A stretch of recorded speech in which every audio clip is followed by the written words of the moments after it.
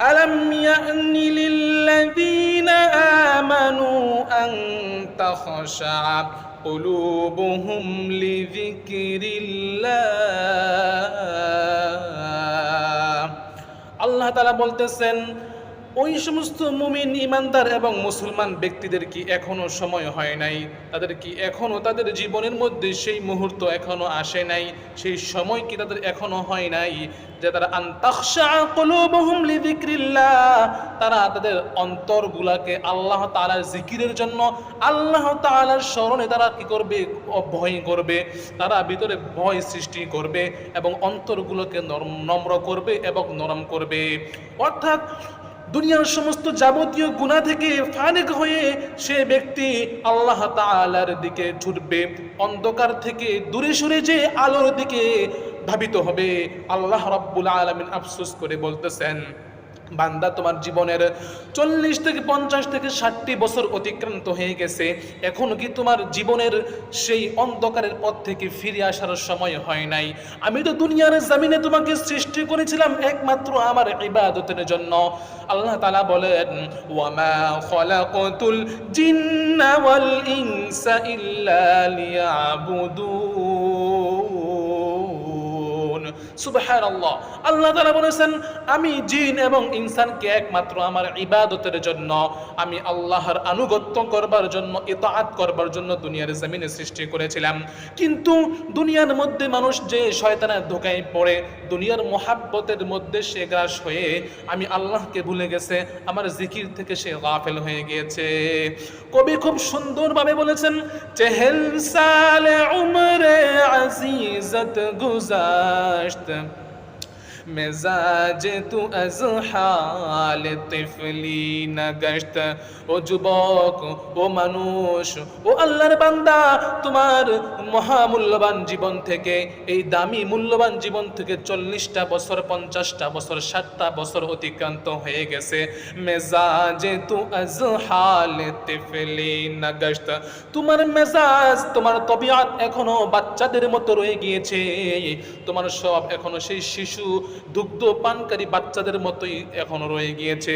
কবে তুমি আল্লাহর ইতাআত করবা, কবে তুমি আল্লাহর রাহের দিকে, পথের দিকে ফিরে আসবা, আর কতকাল শয়তানের ধোঁকায় প্রতারিত হয়ে দুনিয়ার মোহের মধ্যে ডুবে থাকবা? আল্লাহ তাআলার উদ্দেশ্য, কবির এখানে উদ্দেশ্য, বান্দা যেন শয়তানের ধোঁকা থেকে ফিরে এসে, অন্ধকার থেকে ফিরে এসে আলোর পথের দিকে অগ্রসর হয়। আমি আল্লাহ সুবহানাহু ওয়া তাআলার কথা স্মরণ করে এবং দুনিয়ার এই হায়াতটাকে যেন সে খুবই সুন্দর সফল মণ্ডিত করে পরকাল জীবনের জন্য প্রস্তুতি গ্রহণ করতে পারে।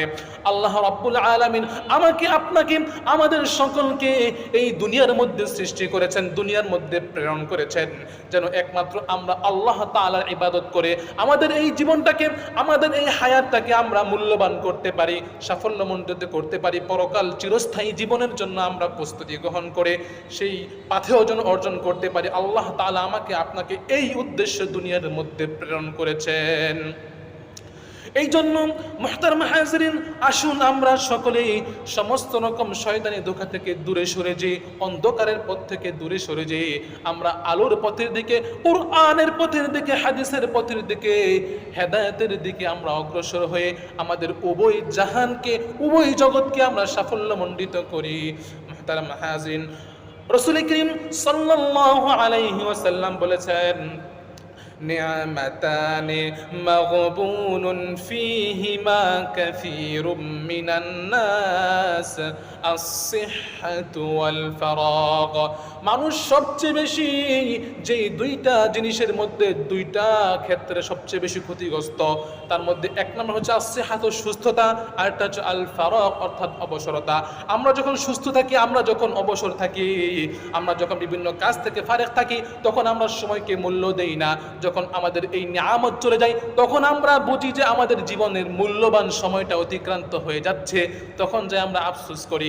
মুহতারাম হাজিরিন, এই হাদিসের মধ্যে আল্লাহ রাসূল সাল্লাল্লাহু আলাইহি সাল্লাম আমাদেরকে বোঝাতে চাইতেছেন যে তোমরা সিহহাতু, সুস্থতা, আল ফারাগ, অবসরতা যখন থাকবে, তখন সময়কে মূল্যায়ন করো, নিজের জীবনকে গুছাও এবং পরকাল দিবসের জন্য পাথেয় অর্জন করো, কবরের জন্য পাথেয় অর্জন করো। আর অবহেলা আর অলসতার মধ্যে ডুবে না থেকে আমি আল্লাহ সুবহানাহু ওয়া তাআলার পথের দিকে আসো, হেদায়েতের দিকে আসো, কোরআন এবং হাদিসের বাতলানো পথের দিকে আসো। রাসূল করিম সাল্লাল্লাহু আলাইহি ওয়াসাল্লাম আমার প্রিয় নবী তোমাদেরকে দুনিয়ার জমিনে যেই উপদেশ দিয়েছেন, যেই পথ দেখিয়েছেন, তোমরা সেই পথের দিকে আসো। মুহতারাম হাজরিন, আল্লাহ পাক রব্বুল আলামিন সূরা আল মুলকের মধ্যে বলেছেন, আল্লাযী খালাকাল মাউতা ওয়াল হায়াতা লিয়াবলুয়াকুম আইয়ুকুম আহসানু আমালা। আল্লাহ তাআলা বলেছেন, হায়াত মওতকে আমি সৃষ্টি করেছি বান্দাকে পরীক্ষা করবার জন্য, যে বান্দা একদিন দুনিয়াতে আসবে, পরবর্তীতে আবার আমার ডাকে সে চলে আসবে। মাঝখানে দুনিয়ার এই হায়াতটাতে আমি তাকে পরীক্ষা করবো আহসানু আমালা, কার আমল সবচেয়ে বেশি সুন্দর, কার আমল সবচেয়ে বেশি দৃষ্টিনন্দন, কার আমল আহসান সবচেয়ে সর্বোত্তম হবে। আল্লাহ রাব্বুল আলামিন আমাকে আপনাকে এই পরীক্ষা করবেন। মুহতারাম হাজিরিন, রাসূল করিম সাল্লাল্লাহু আলাইহি ওয়াসাল্লাম বলেছেন, আকফিরু যিকরা হাযিমিল লাযযাতিল মাউত, অধিক পরিমাণে মৃত্যুর কথা স্মরণ করো।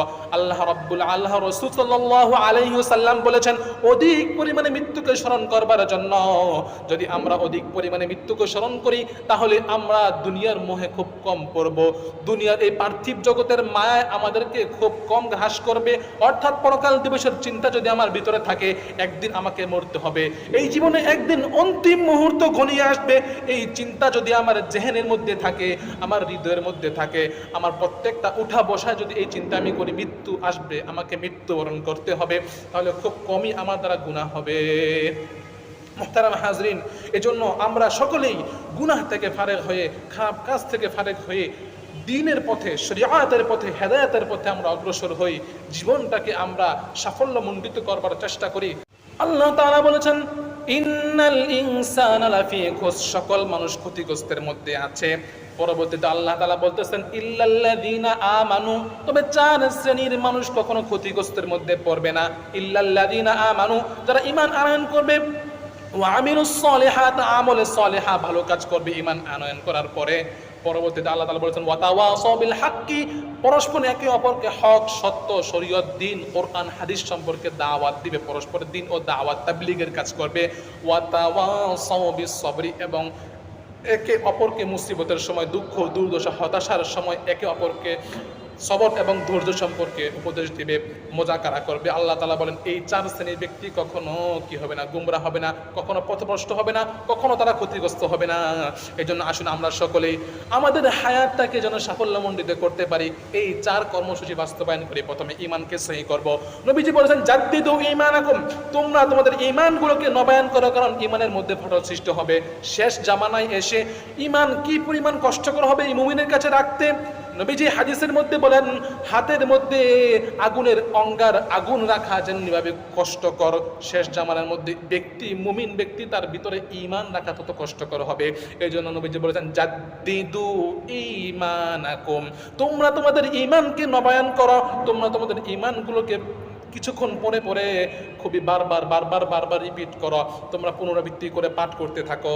কারণ বলা যায় না কখন শয়তানের ধোঁকায় পড়ে, শয়তানের প্রতারণায় পড়ে তোমার ঈমানটাকে সে নষ্ট করে দিয়েছে। মুহতারাম হাজিরিন, আসুন এই জন্য আমরা সময়ের মূল্য দিই। কারণ কবি বলেছেন, এমন জীবন করিও গঠন, মরিলে তুমি হাসিবে কাঁদিবে ভুবন।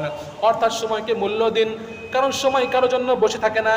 সময়কে মূল্য দিলে আপনার জীবনটাকে, আমার জীবনটাকে যদি আমরা সুন্দরভাবে গুছাই, জান্নাতি মানুষের মতো যদি আমরা গুছাইতে পারি, তাহলে মৃত্যুর পরে মানুষ আফসোস করবে, হায় রে আমাদের মধ্য থেকে একজন ভালো মানুষ চলে গিয়েছে। তারা কাঁদতে থাকবে, আমার জন্য দোয়া করতে থাকবে, আর আমি হাসবো, কারণ আমার এই হায়াতটাতে তো আমি গুনাহের কাজ করি নাই, নাফরমানির কাজ করি নাই, বরং নেক আমল করেছি, আমলে সলেহা করেছি, আল্লাহর আনুগত্যের দিকে আমি অগ্রসর হয়েছিলাম, হেদায়েতের পথে চলার চেষ্টা করেছিলাম। এই জন্য আমার আপনার মৃত্যু পরবর্তী সময় কবর, পুলসিল, হাসর, মিজান, কখনো কোনো চিন্তা, টেনশন, দুর্দশা, হতাশা থাকবে না। সর্বসময় আল্লাহ রাব্বুল আলামিন আমাদের সকলকে ইনশাআল্লাহ নুসরত দিবেন, সাহায্য করবেন, তিনি আমাদেরকে হেফাজত